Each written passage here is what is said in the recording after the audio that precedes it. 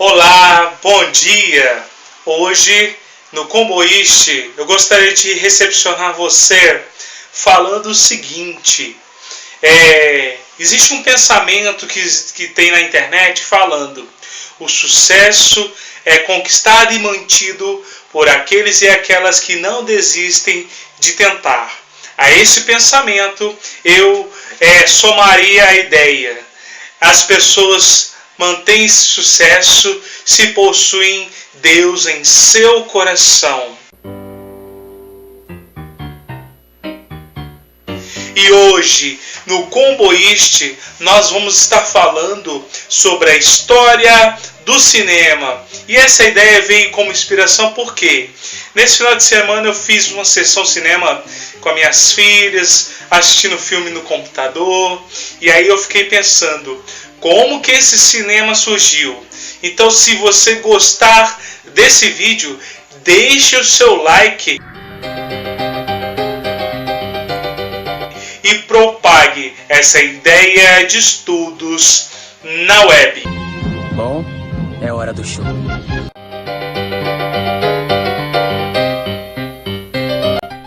Para aquelas pessoas curiosas em saber como que a história do cinema se deu, nós temos algumas palavras para defini-la. Primeira palavra, Thomas Edison. Segunda palavra, fotografias. Terceira palavra, imagens e movimento. E também Charles Chaplin. O que essas palavras têm a ver com a história do cinema? Vamos começar falando sobre a questão das fotografias. O que a gente chama de cinema surgiu como imagens em movimento, não é?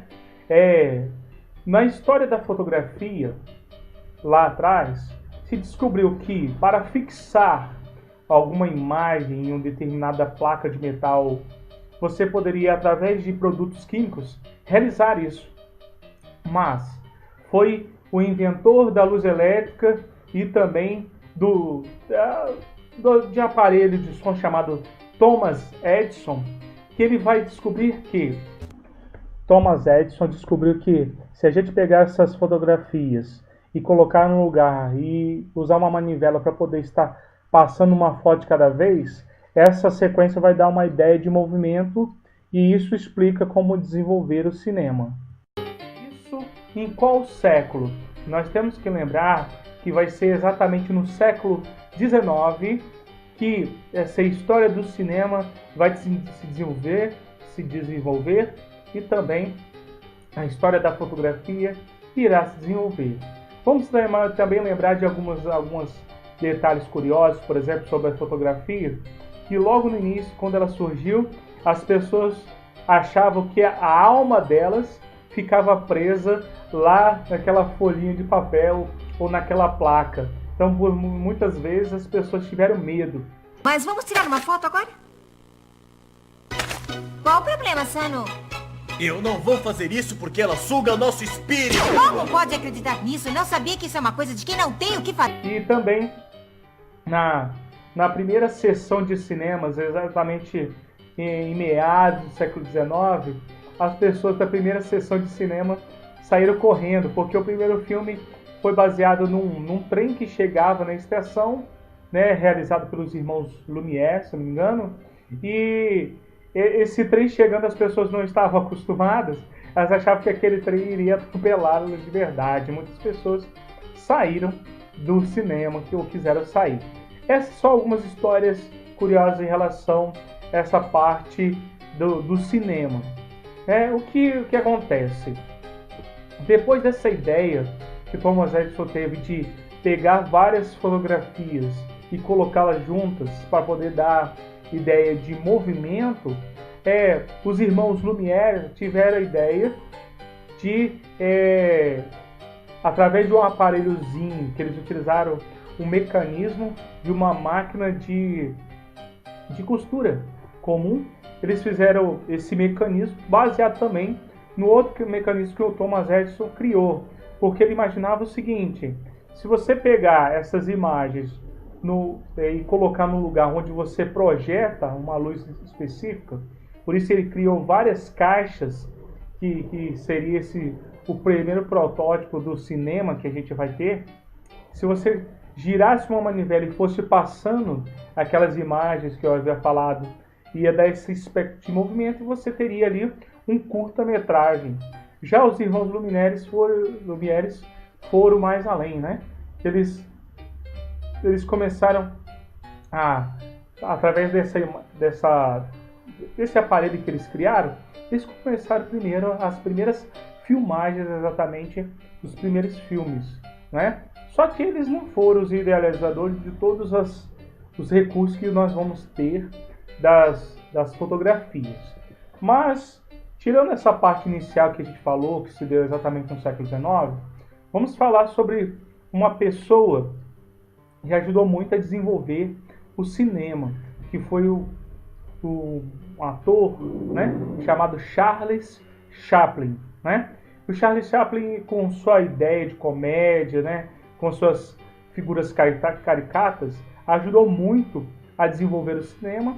E ele tinha uma pegada, um desenvolvimento, assim, um lado um pouco mais para a questão da esquerda. Tanto que alguns filmes, assim, um personagem muito icônico que ficou muito conhecido por nós aqui brasileiros seria o Carlitos, ou o Vagabundo, né?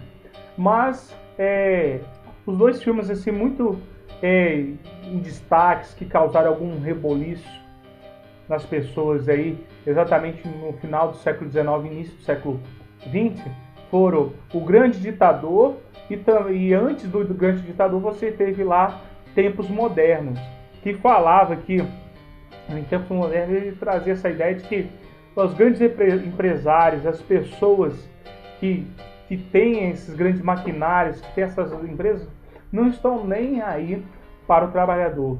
Então, por causa dessa ideia, por exemplo, quando ele saiu dos Estados Unidos, onde ele desenvolveu a sua carreira, os Estados Unidos não permitiu que ele voltasse para os Estados Unidos, para essa terra, porque ele tinha essas ideias muito de esquerda, que se contrapunham com essa ideia de que os capitalistas alimentavam. Então, baseado nessa questão de lado de esquerda e lado de direita, nós vamos desenvolver também a nossa aula.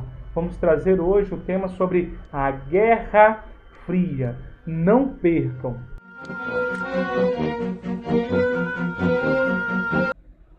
Em relação à Guerra Fria, nós iremos abordar alguns aspectos. O primeiro aspecto que a gente gostaria de estar abordando é o que foi a Guerra Fria, né? Como que estava o contexto histórico da época.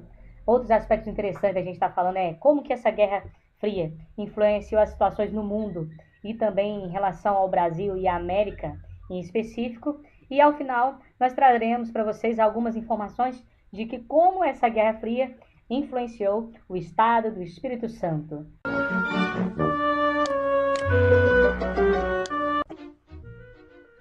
Uma das coisas interessantes que nós podemos estar começando a falar sobre a Guerra Fria é que a Guerra Fria foi uma corrida armamentista e tecnológica que ocorreu exatamente na segunda metade do século XX, né?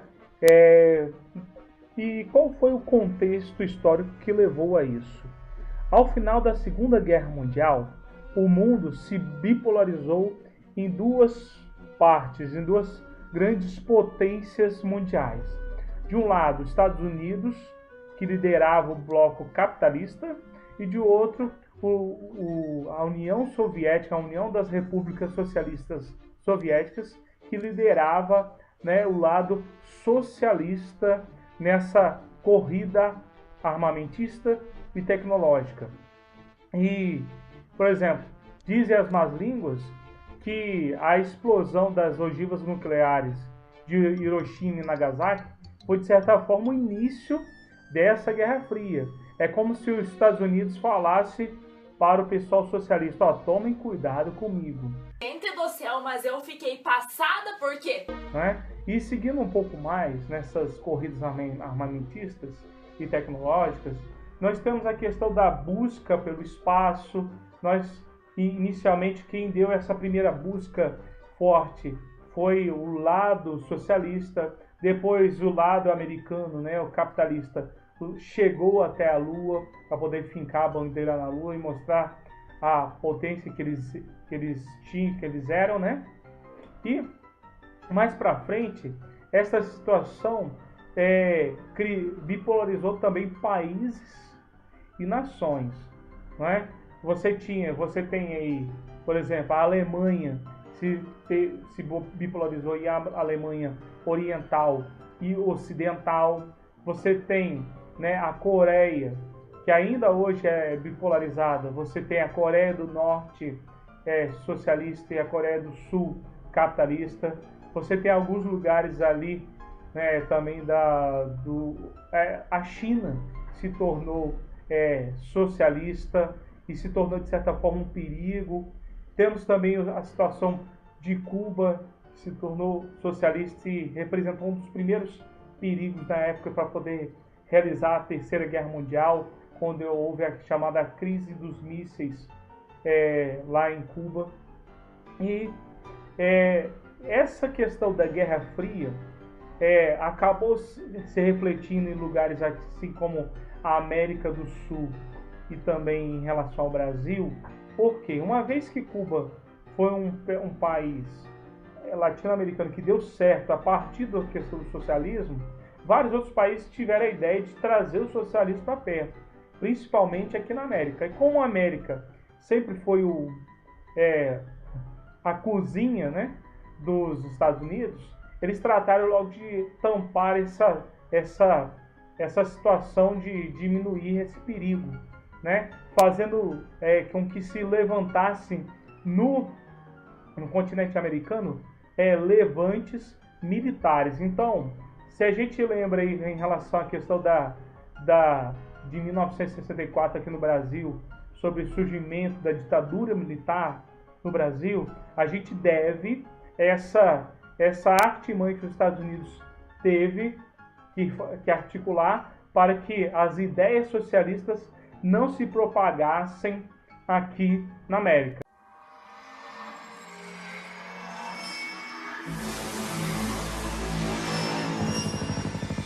E essa ditadura militar se refletiu no estado do Espírito Santo através dos chamados governadores biônicos, que eram representantes dos militares exatamente em terras capixabas, né? Muitos desses governadores eram, na verdade, massa de manobra dos presidentes militares, e para que a menor sobra de levantes socialistas aqui no estado do Espírito Santo, eles pudessem agir. Um desses governadores biônicos que me vem à memória é o chamado governador Punaro Blay. Com isso, eu espero que vocês tenham gostado. Nós fechamos nossa curiosidade mais aula. Lembrando que nós iniciamos esse combo falando em relação à história do cinema. Falamos um pouco sobre a questão do Charlie Chaplin. Trouxemos essa ideia de que ele tinha esse lado mais esquerdista. E depois nós fechamos, emendamos com a aula sobre a Guerra Fria.